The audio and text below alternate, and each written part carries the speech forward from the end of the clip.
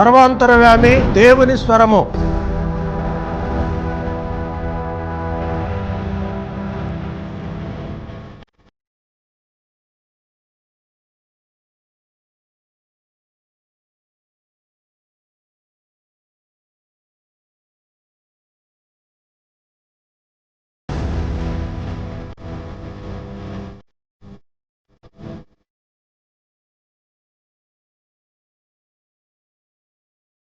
మహాపరిశుద్ధుడు, మహాగణుడు, మహోన్నతుడు, పరలోకమందున్న మా తండ్రి, మీ ఘనమైన, పరిశుద్ధమైన, శ్రేష్టమైన, అతి మనోహరమైన నామాన్ని బట్టి వేలాది వేల వందనాలు, స్తుతులు, స్తోత్రాలు చెల్లిస్తూ మరొక సాయంకాల సమయంలో మీ సన్నిధికి వస్తున్నాము.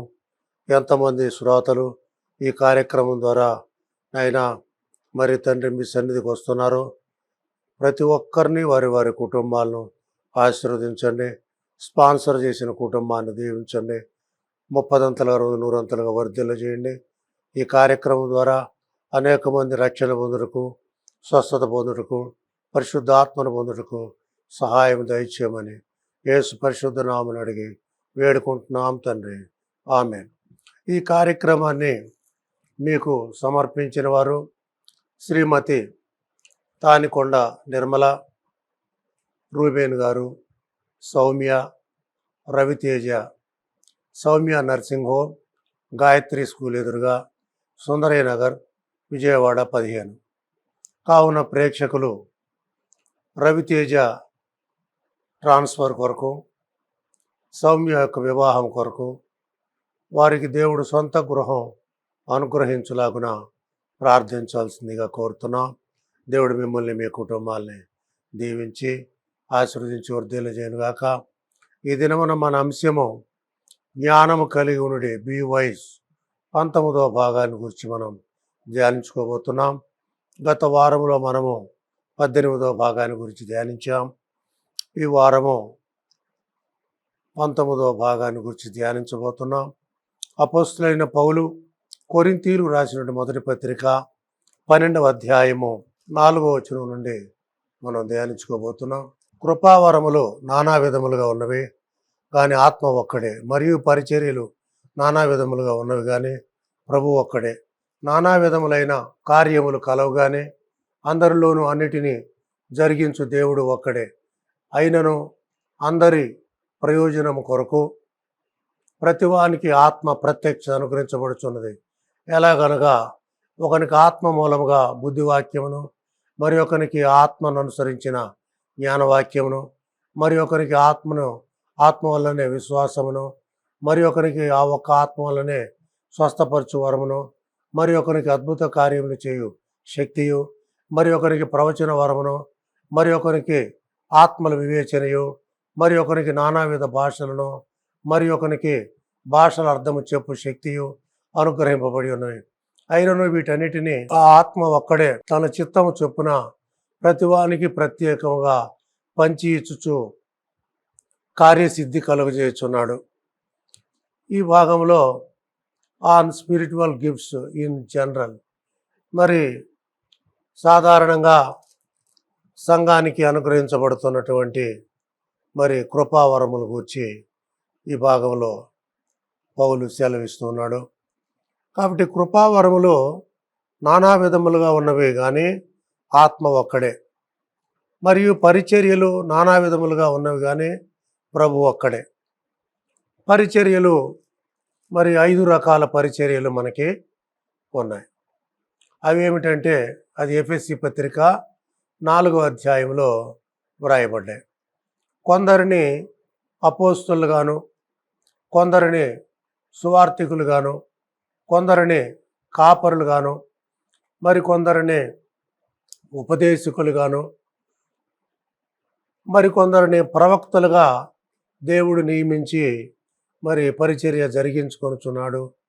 పరిచర్య సంపూర్ణముగా జరిగించుకొనుచున్నాడు. సంఘానికి క్షేమాభివృద్ధి కలుగజేయుచున్నాడని పౌలు సెలవిస్తున్నాడు. అలాగే ఇక్కడ కృపావరములు కూడా నానా విధములుగా ఉన్నాయి. మొట్టమొదటిది కృపావరములలో ఆత్మ వలన అందరికీ ప్రయోజనము కొరకు ప్రభువానికి ఆత్మ ప్రత్యక్ష అనుగ్రహించుతున్నది. ఎలాగనగా ఒకరికి ఆత్మ మూలముగా బుద్ధివాక్యము, ద స్పిరిట్ ఆఫ్ నాలెడ్జ్, కనుక దీన్ని మరి బుద్ధివాక్యము అని పిలుస్తారు. రెండవది మరొకరికి ఆత్మ వల్లనే జ్ఞానవాక్యము, the spirit of wisdom. Spirit of knowledge వేరు, స్పిరిట్ ఆఫ్ విజ్డమ్ వేరు, కనుక ఇది బుద్ధివాక్యము. మూడవది మరి ఒకరికి ఆత్మ వల్లనే విశ్వాసమును. విశ్వాసము లేకుండా దేవునికి ఇష్టం అసాధ్యము. 13వ అధ్యాయంలో పౌలు అంటాడు, నాకు కొండలను పెకిలింపగలిగినంత విశ్వాసం ఉన్నప్పటికీ మరి ప్రేమ లేని వాడనైతే నేను వ్యర్థుడను అంటాడు. కనుక కొండలను పెకిలించగలిగినంత విశ్వాసం ఉంది. యేసుక్రీస్తు ఉపమానాల్లో చెప్పిన విధంగా ఆవగింజంత విశ్వాసం కూడా ఉంది. కాబట్టి నీకు విశ్వాసం లేనట్లయితే దేవునికి ఇష్టడట అసాధ్యమని లేఖనము సెలవిస్తుంది. ఇబ్రీ పత్రిక 11వ అధ్యాయము 1వ వచనంలో పౌలు అంటున్నాడు, విశ్వాసం ఉన్నది నిరీక్షింపబడు వాటి యొక్క నిజ స్వరూపమును అదృశ్యమైనవి ఉన్నటకు రుజువునై ఉన్నది అంటున్నాడు. కనుక విశ్వాసం అనేది నిరీక్షింపబడు వాటి యొక్క నిజ స్వరూపము, అదృశ్యమైనవి ఉన్నటకు రుజువునై ఉన్నది. విశ్వాసము అదృశ్యమైన వాటిని చూస్తుంది. కనుక విశ్వాసం అనేది కూడా పరిశుద్ధాత్మ అనుగ్రహించు కృపావరాల్లో ఒకటిగా ఉంది. మరి ఒకరికి ఆ ఒక్క ఆత్మలనే స్వస్థపరిచేవారు. యేసుక్రీస్తు తన శిష్యులను పంపిస్తూ లూకా సువార్త 10వ అధ్యాయము 19వ వచనములో అంటున్నాడు, మీరు పాములను తేళ్లను ఎత్తి పట్టుకుంటారు, మీరు రోగులను స్వస్థపరుస్తారు, మీరు నా నామమున దయ్యాల్ని వెళ్ళగొడతారు, నా నామమున మీరు అనేక అద్భుత కార్యములు చేస్తారు. నా యందు విశ్వాసం ఉంచువాడు నాకంటే ఇంకా గొప్ప కార్యములు చేయును అని యోహాను సువార్త 12వ అధ్యాయంలో సెలవిస్తున్నాడు. కనుక ఆత్మ వలన స్వస్థపరిచే వరం, మరి ఒకరికి అద్భుత కార్యములు చేయు శక్తి. మరి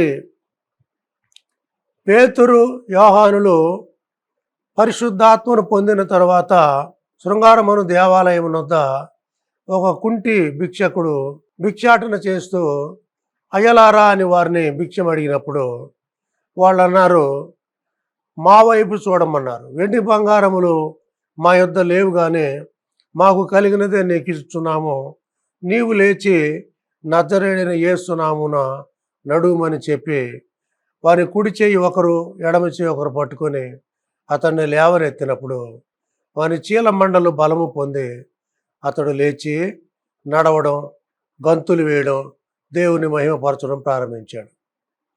అయితే ఇతనికి ఈ స్వస్థత ఎలా జరిగింది అని కొంతమంది అడిగినప్పుడు అతడు ఏమన్నాడంటే, నాకు 2 వ్యక్తులు వచ్చారు, నజరేయుడైన యేసు నామాన్ని ఉచ్చరించారు, ఆ నామమే ఇలా నేను నడవడానికి పరిగెత్తడానికి సహాయం చేసిందని చెప్తున్నాడు. కనుక గొప్ప అద్భుతం అక్కడ జరిగింది. అలాంటి అద్భుత కార్యములను చేయు శక్తి మరి అపోస్తలులకు దేవుడు ఇచ్చాడు. అలాగే మరి అపోస్తలుల కార్యం 9వ అధ్యాయంలో మరి పేతురు మరి అతడు యొప్పేకు వెళ్ళాడు, అక్కడ మరి అయనయాని స్వస్థపరిచాడు. ఆ తర్వాత మరి తబిత అనే అమ్మాయి చనిపోయినప్పుడు ఆమెను గదిలో పడుకోబెట్టి పేతురు ఆమె కొరకు ప్రార్థన చేసినప్పుడు ఆమె లేచింది, ఆమె బ్రతికింది. కనుక పేతురు వలన దేవుడు అనేక అద్భుతాలు చేయించాడు.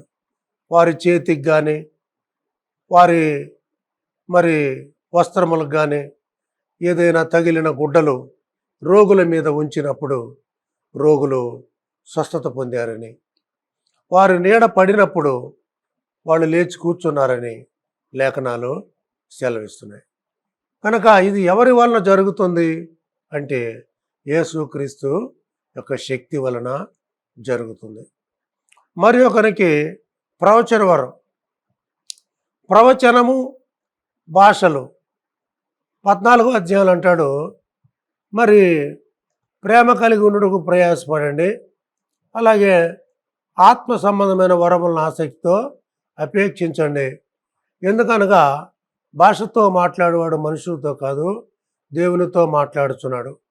మనుషుడెవడును గ్రహింపడు కాని వాడు ఆత్మ వలన మర్మములను పలుకుచున్నాడు. క్షేమాభివృద్ధి, హెచ్చరికయు, ఆదరణయు కలుగునట్లు ప్రవచించువాడు మనుషులతో మాట్లాడుచున్నాడు. అయితే ప్రవచనము అనేది మనుషులతో మాట్లాడుతున్నాడు. మరి మనుషులతో మాట్లాడినప్పుడు వాళ్ళ యొక్క అభివృద్ధి విషయంలో, క్షేమాభివృద్ధి విషయంలో, వాళ్ళని హెచ్చరించే విషయంలో, అలాగే వారికి ఆదరణ కలిగే విషయంలో అతడు మనుషులతో మాట్లాడుచున్నాడు. ఈ ప్రవచన వాక్యములు చదువువాడును వాటిని విని ఇందులో వ్రాయబడిన సంగతులను గైకొనివాడు ధన్యుడని ప్రకటన గ్రంథం 1వ అధ్యాయం 3వ వచనంలో వ్రాయబడింది. మరి ప్రవచన వాక్యం అంటే ఏమిటి అంటే పలుకబడిన మాట. కనుక లేఖనాన్ని కూడా మనము ప్రవచనమని చెప్పవచ్చును. కనుక బైబిల్లో నెరవేరిన ప్రవచనాలు ఉన్నాయి, నెరవేరని ప్రవచనాలు ఉన్నాయి. అలాగే నెరవేరిన వాగ్దానాలు ఉన్నాయి, నెరవేరిన వాగ్దానాలు ఉన్నాయి. ప్రవచనము అనగా భవిష్యత్తును గురించి ప్రవచించేది, వర్తమాన భూత భవిష్యత్ కాలములను గురించి ప్రవచించేది, చెప్పేదే ప్రవచనం. మరి ఒకనికి ఆత్మల వివేచన అంటే ఒక సంఘ కాపరి అమెరికాలో ఒక సంఘానికి వాక్యం చెప్పడానికి పిలువబడ్డాడు. అతడు వెళ్ళి వేదిక మీద నిలవబడినప్పుడు దేవుడు అతనితో మాట్లాడాడు. ఈ సంఘములో దేవుడు లేడు, ఈ చర్చిలో దేవుడు లేడు అని చెప్పాడు. అతడు వెంటనే ఈ చర్చిలో దేవుడు లేడు అని చెప్పి బయటికి పరిగెత్తుకొని వెళ్ళిపోయాడు. అతడు వెళ్ళిపోయిన వెంటనే ఆ చర్చి కూలిపోయి చాలామంది మరణించారు అని ఒక గ్రంథంలో వ్రాయబడింది. కనుక దాన్ని ఆత్మల వివేచన అని అంటాం. మరి ఒకనికి నానావిధ భాషలు మరి మన ప్రాంతీయ భాష వేరు, ప్రాంతీయ భాషలు కాకుండా ఇతర భాషలు, కొంతమందికి మరి అంతర్జాతీయ భాషలు వస్తాయి. గ్రీకు, స్పానిషు, ఫ్రెంచి, అలాగే లాటిను, హెబ్రూ, ఇలాంటి కొన్ని భాషలు వస్తాయి. దానిని నానావిధ భాషలని అంటాం. మరి ఒకనికి భాషల అర్థము చెప్పు శక్తి. ఆ భాషలకి అర్థము చెప్పాలి. భాషలు మాట్లాడతారు, భాషలు మాట్లాడినప్పుడు ఆ భాషలకి వేరొకరు తర్జుమా చేస్తారు. ఒక వ్యక్తి మలయాళం మాట్లాడుతూ ఉంటే పక్కనున్న వ్యక్తి తర్జుమా చేస్తాడు. ఒక వ్యక్తి తమిళం మాట్లాడుతూ ఉంటే పక్కనున్న వ్యక్తి తర్జుమా చేస్తాడు. ఒక వ్యక్తి హిందీలో మాట్లాడుతూ ఉంటే పక్కనున్న వ్యక్తి తర్జుమా చేస్తాడు. ఒక వ్యక్తి ఇంగ్లీష్లో మాట్లాడుతూ ఉంటే పక్కనున్న వ్యక్తి తర్జుమా చేస్తాడు. దీన్నే భాషలకు అర్థము చెప్పే శక్తి అంటారు. కనుక ఇది కూడా కృపావరముల్లో ఒకటి, ట్రాన్స్లేటర్స్ అంటారు వీళ్ళని. అయినను వీటన్నిటినీ ఆ ఆత్మ ఒక్కడే తన చిత్తము చొప్పున ప్రతివానికి ప్రత్యేకముగా పంచి ఇచ్చుచు కార్యసిద్ధి కలుగజేస్తున్నాడు. కనుక డిస్ట్రిబ్యూట్ చేసేది ఎవరు? ఆత్మ. కనుక ఈ ఆత్మ ఈ 9 కృపావరాల్ని మరి సంఘానికి ఇస్తూ ఉన్నాడు. కొరింథీ సంఘంలో మరి ఎక్కువగా విగ్రహారాధన జరిగేది. అలాంటి విగ్రహారాధికులైనటువంటి ఈ కొరింథీలు బాప్తీసం పొంది పరిశుద్ధాత్మను పొంది ఈ వరములతో కూడా వీళ్ళు నింపబడ్డారు. ఇప్పుడు మనము 12వ వచనం నుండి చదువుకుందాం. ఎలాగూ శరీరము ఏకమై ఉన్నను అనేకమైన అవయవములు కలిగి ఉన్నదో, ఎలాగూ శరీరము యొక్క అవయములన్నీ అనేకములై ఉన్నను ఒక శరీరమై ఉన్నదో అలాగే క్రీస్తు ఉన్నాడు. ఎలాగనగా యూదులమైనను గ్రీసు దేశస్థులమైనను దాసులమైనను స్వతంత్రులమైనను మనమందరం ఒక శరీరంలోనికి ఒక ఆత్మ యందే బాప్తీసం పొందిమి. మనమందరము ఒక ఆత్మను పానము చేసిన వారమైతే శరీరం ఒక్కటే అవయవముగా ఉండక అనేకమైన అవయవములుగా ఉన్నది. నేను చెయ్యి కాదు కనుక శరీరంలో దాన్ని కారని పాదము చెప్పినంత మాత్రమున శరీరంలోని కాకపోలేదు. మరియు నేను కన్ను కాను గనుక శరీరంలోని దాన్ని కారని చెప్పినంత మాత్రమున శరీరంలోని కాకపోలేదు. శరీరం అంతయు కన్ను అయితే వినుట ఎక్కడ? అంతయు వినుట అయితే వాసన చూచుట ఎక్కడ? అయితే దేవుడు అవయవములలో ప్రతిదానిని తన చిత్త ప్రకారము శరీరములో ఉంచను. అవన్నీ ఒక్క అవయవం అయితే శరీరం ఎక్కడ? అవయవములు అనేకములైనను శరీరం ఒక్కటే కనుక కన్ను చేతితో నీవు నాకు అక్కర్లేదని చెప్పజాలదు, తల పాదములతో మీరు నాకు అక్కర్లేదని చెప్పజాలదు. అంతేకాదు శరీరం యొక్క అవయవములో ఏవి బలహీనముగా కనబడినో అవి మరి అవశ్యములే. శరీరంలో ఏ అవయములు ఘనత లేనివని తలంతుమో ఆ అవయములు మరి ఎక్కువగా ఘనపరుచున్నాం. సుందరములు కాని మన అవయములకు ఎక్కువైన సౌందర్యము కలుగును. సుందరములైన మన అవయములకు ఎక్కువ సౌందర్యం అక్కర్లేదు. అయితే శరీరములో వివాదములు లేక అవయములు ఒకదానికి ఒకటి ఏకముగా పరామర్శించులాగున దేవుడు తక్కువ దానికి ఎక్కువ ఘనత కలుగజేసి శరీరమును అమర్చి ఉన్నాడు. కాగా ఒక అవయవం శ్రమపడినప్పుడు అవయవములన్నీ దానితో కూడా శ్రమపడును. ఒక అవయవం ఘనత పొందినప్పుడు అవయవములన్నీ దానితో కూడా సంతోషించును. అటువలే మీరు క్రీస్తు యొక్క శరీరమై ఉండి వేరువేరుగా అవయములై ఉన్నారు. మరియు దేవుడు సంఘములో మొదట కొందరిని అపోస్తులుగాను, వెంబట కొందరిని ప్రవక్తలుగాను, వెంబట కొందరిని బోధకులుగాను, అటు వెంబట కొందరిని అద్భుతములు చేయువారిగాను, తర్వాత కొందరిని స్వస్థపరచు కృపావరములు గలవారిగాను, కొందరిని ఉపకారములు చేయవారిగాను, కొందరిని ప్రభుత్వములు చేయవారిని గాను, కొందరు నానా భాషలు మాట్లాడేవారిని గాను నియమించరు. అందరూ అపోస్తుల, అందరూ ప్రవక్తల, అందరూ బోధకుల, అందరూ అద్భుతములు చేయువారా, అందరూ స్వస్థపరచు కృపావరములు గలవారా, అందరూ భాషలతో మాట్లాడుచున్నారా, అందరూ ఆ భాషల అర్థం చెప్పుచున్నారా? కృపావరములలో శ్రేష్టమైన వాటిని ఆసక్తితో అపేక్షించుడి. ఇదియుగాక సర్వోత్తమమైన మార్గమును మీకు చూపుచున్నాను. ఈ భాగంలో the church conquered to be A body and its members compared. కనుక సంఘం అనేది మరి శరీరముతో వారు శరీరములో ఒక అవయవములై ఉన్నారని పోల్చబడుతుంది సంఘము. కనుక ఇక్కడ పౌలు అంటున్నాడు, ఎలాగూ శరీరము ఏకమై ఉన్ననో అనేకమైన అవయవములు కలిగి ఉన్నదో, ఎలాగూ శరీరము యొక్క అవయవములని అనేకములై ఉన్ననో ఒక శరీరమై ఉన్నదో అలాగే క్రీస్తు ఉన్నాడు. ఎందుకంటే కొరింథీయుల్లో మొట్టమొదటి అధ్యాయంలోనే మనం చెప్పుకున్నాం, వాళ్ళలో భేదములు వచ్చేసాయి. వాళ్ళల్లో ఒకడు నేను పౌలు వాడను, ఒకడు నేను కేఫా వాడను, ఒకడు నేను అపోల్లో వాడను, ఒకడు నేను క్రీస్తు వాడను అని మరి చెప్పుకొనుచున్నారు అని పౌలు చెప్పాడు. అంటే సంఘములో గ్రూపులు ఏర్పడ్డాయి. కేఫా గ్రూపు, పౌలు గ్రూపు, అపోల్లో గ్రూపు, అలాగే క్రీస్తు గ్రూపులని ఏర్పడ్డాయి. అలాగే ధనికులు, దరిద్రులు అనే గ్రూపులు కూడా ఏర్పడ్డాయని చరిత్ర చెప్తుంది, చరిత్రకారులు అభిప్రాయపడుతున్నారు. కనుక కొరింథీ సంఘము గ్రీస్ కొరింథీ అని చెప్పబడుతుంది. అంటే గ్రీకులకు ఈ కొరింథ్ అనేది చాలా ముఖ్యమైన నగరం. గ్రీకులు ఉన్నారు, రోమన్లు ఉన్నారు, ఆ తర్వాత గ్రీకుల తర్వాత రోమన్లు వచ్చారు. రోమన్లు దీన్ని ఆక్రమించుకున్నారు.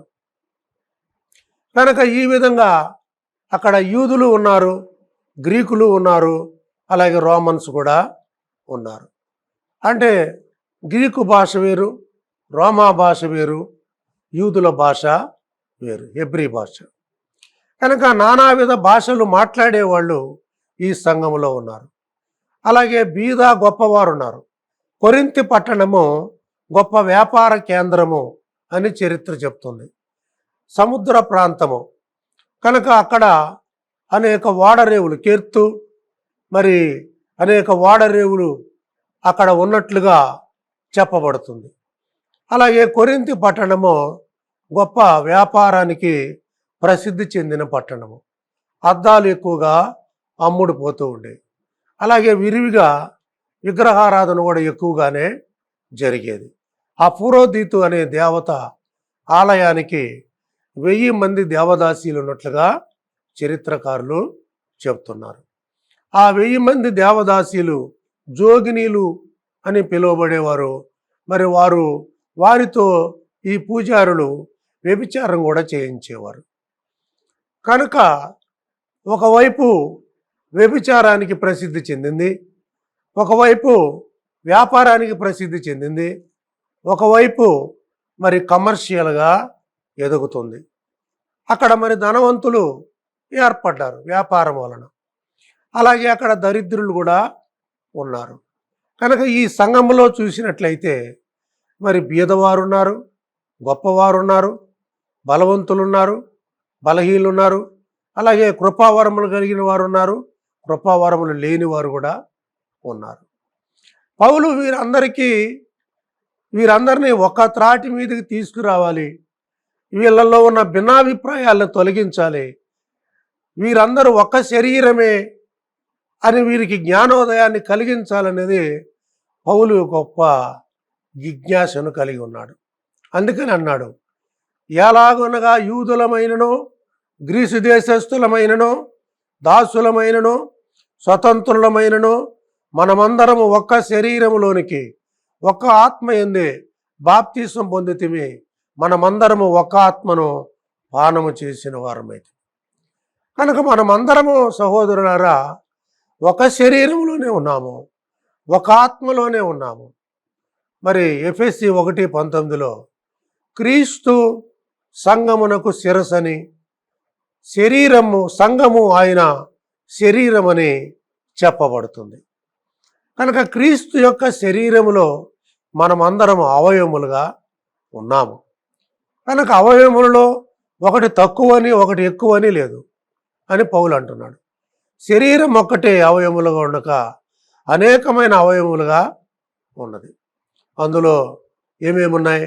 నేను చెయ్యి కాను గనుక శరీరంలో కానని పాదము చెప్పినంత మాత్రమున శరీరంలోనిది కాకపోలేదు. నేను చెయ్యిని కాదయ్యా పాదమును అని పాదము చెప్పినంత మాత్రాన మరి శరీరంలోనిది కాకపోకుండా పోలేదు కదా. మరి నేను కన్ను కాను కనుక శరీరంలోని కాను, శరీరంలోని దాన్ని కానని చెవి చెప్పినంత మాత్రమున శరీరంలోనిది కాక పోలేదు. చెవి ఏం చెప్తుంది? నేను కన్నును కాదు, నేను చూచేదాన్ని కాదయ్యా, వినేదాన్ని అని చెవి చెప్పినంత మాత్రాన కన్నుతో అది శరీరంలోది కాకపోలేదు కదా. శరీరం అంతయు కన్ను అయితే వినుట ఎక్కడ? ఒక శరీరం ఒక కన్నులాగా ఉందనుకో, అందరూ భయపడి పారిపోతారు. అమ్మో ఇంత పెద్ద కన్ను వేసుకొచ్చాడని. అంతా వినుట అయితే వాసన చూచుడు ఎక్కడ? ఒకడు చెవితోనే పుట్టాడనుకో, ఆ చెవి ఆకారాన్ని చూచి అమ్మో ఇదేదో భూతంలాగా ఉందని అందరూ చూచి పారిపోతారు. అయితే దేవుడు అవయవములలో ప్రతిదానిని తన చిత్త ప్రకారము శరీరములో ఉంచాడు. కన్ను ఏ సైజులో ఉండాలో, చెవి ఏ సైజులో ఉండాలో, పాదం ఏ సైజులో ఉండాలో అన్నీ తన చిత్త ప్రకారం ఆయన పెట్టాడు, ఆయన అమర్చాడు అంటున్నాడు. అవన్నీ ఒక్క అవయవం అయితే శరీరం ఎక్కడ? మరి శరీరం అంతా ఒక అవయవంగా చేద్దాం, చెవిగా చేద్దాం, కన్నుగా చేద్దాం. అయితే మరి గుండె, అలాగే మరి శ్వాసకోశాలు, అలాగే కిడ్నీలు, మరి ఇంపార్టెంట్ ఈ అవయవాలన్నీ ఎక్కడ? మరి ఆర్గన్స్ అంటున్నాడు. కనుక కన్ను చేతితో నీవు నాకు అక్కర్లేదని చెప్పజాలదు. చెయ్యిని తీసుకుందాం, ఈ చేతితో అంటుంది కన్ను నువ్వు నాకు అక్కర్లేదు అంటుంది. చెయ్యి లేకపోతే ఎక్కడ ఉంటాడు? తల పాదములతో మీరు నాకు అక్కర్లేదని చెప్పచాలదు. తల ఏమంటుంది పాదంతో, నువ్వు పాదమాన ఉన్నావు, నువ్వు వద్దు, నేను తలగానే ఉంటాను. అప్పుడు కుంటివాడుగా ఉంటాడు. అంతేకాదు శరీరం యొక్క అవయములలో ఏవి మరి బలహీనముగా కనబడునో అవి మరి అవశ్యంలే. పాదము అవసరమే, కన్ను అవసరమే, అలాగే చెవి అవసరమే, అన్నీ అవసరమే అంటున్నాడు. శరీరములో ఏ అవయములు ఘనత లేనివని తలంతమో ఆ అవయములను మరి ఎక్కువగా గణపరచున్నాం. శరీరములో అవయవాలు మరి ఘనత లేనివని ఏముంటాయి? జలుబు చేసినప్పుడు ముక్కుతో చీత్తాం. చీదినప్పుడు నాకు ఎక్కువగా జలుబు వస్తుంది, ఈ ముక్కు తీసే ప్రభు అంటే దేంతో వాసన చూస్తాం? కనుక సుందరములు కాని మన అవయములకు ఎక్కువైన సౌందర్యం కలుగును. సుందరములైన మన అవయములకు ఎక్కువ సౌందర్యం అక్కరలేదు. కొన్నిటిని నీ ముఖం ఎంత అందంగా ఉందంటారు, కనుక ముఖాన్ని చూసి మురిచిపోతూ ఉంటారు. అంటే ఈ ముఖ సౌందర్యం కోసం అనేక మరి స్పైసెస్ కూడా వాడుతూ ఉంటారు. కనుక ఇవన్నీ వాడినప్పుడు సౌందర్యంగా ఉంటారు. అయితే ముఖాన్ని చూసుకొని కాలు, చెయ్యి, కన్ను, చెవి అక్కర్లేదు అనుకుంటారా? అయితే శరీరములో వివాదములు లేక అవయములు ఒకదానికొకటే ఒక ఏకముగా విమర్శించులాగున దేవుడు తక్కువ దానికి ఎక్కువ ఘనత కలుగజేసి శరీరమును అమర్చి ఉన్నాడు. కాగా ఒక అవయవం శ్రమపడినప్పుడు అవయములన్నీ దానితో కూడా శ్రమపడు. ముళ్ళు గుచ్చుకుంటే ఆ బాధ శరీరం అంతా అనుభవిస్తుంది. ఒక అవయము ఘనత పొందినప్పుడు అవయములన్నీ దానితో కూడా సంతోషించును. పూలమాల తీసుకొచ్చి నీ మెడలో వేస్తే ఆ ఘనతని అన్నీ పంచుకుంటాయి.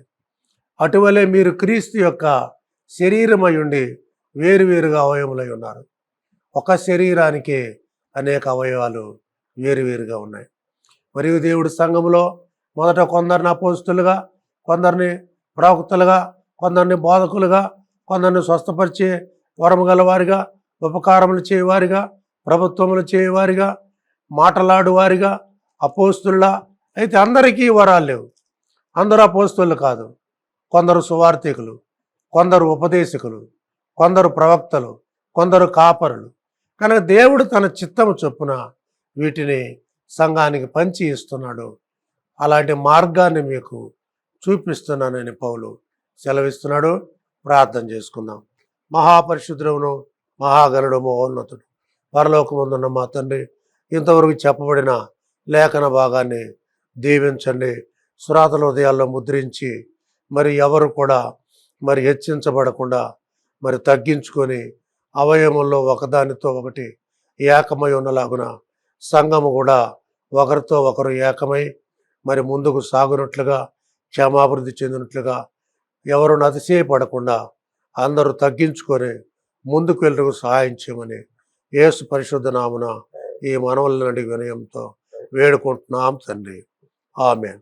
మన తండ్రి అయిన దేవుని ప్రేమ, కుమారుడైన యేసుక్రీస్తు కృపయు, పరిశుద్ధాత్మ యొద్ద నుండి వచ్చు అన్యోన్య సహవాసమైన సన్నిధి భూలోకమైనటువంటి సకల పరిశుద్ధులకు, విశ్వాసులను, ఇంతవరకు ఆయన సన్నిధిలో ఉండి వాక్యమును శ్రద్ధగా ఆలకించిన ప్రార్థన టీవీ శ్రోతలకు, స్పాన్సర్ చేసిన నిర్మలా గారికి, తానికొండ నిర్మలా గారికి, వారి కుటుంబానికి ఆయన కృప శాశ్వత కాలం తోడై ఉండి నడిపించునుగాక. ఆమేన్. యేసు రక్తమే జయం, శిలువ రక్తమే జయం, అపవాది శక్తులకు సర్వం నాశనం. యేసు నామమునకే సంపూర్ణ జయం కలుగునుగాక. Amen. May God bless you. అందరికీ వందనాలు. Thank you.